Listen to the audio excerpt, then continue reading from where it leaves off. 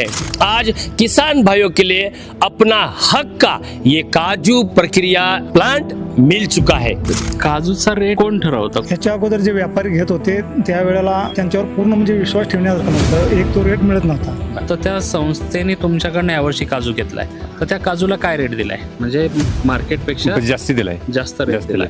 Venkateshwara society सांगते म्हणून नाही, आपण बाहेर पण चौकशी केली की काजूचा रेट काय आहे. बरं. आणि जेव्हा जेव्हा आपण दलालांच्याकडे गेलो तेव्हा तिथं 10-15 रुपयाचा फरक आम्हाला दिसायला लागला. आणि तेव्हा खरोखर वाटलं की व्यंकटेश्वरा ही शेतकऱ्यांना काहीतरी त्यांच्या गरिबीतून वर काढावं, त्यांना योग्य तो भाव मिळावा, ही त्यांची भावना आहे. आणि ते पटलं आम्हाला. जेवढे लोक यांच्याकडनं विचार करून शिकून घेतील तेवढा शेतकऱ्यांचा फायदा आहे. मग आनंदी आहे तुम्ही?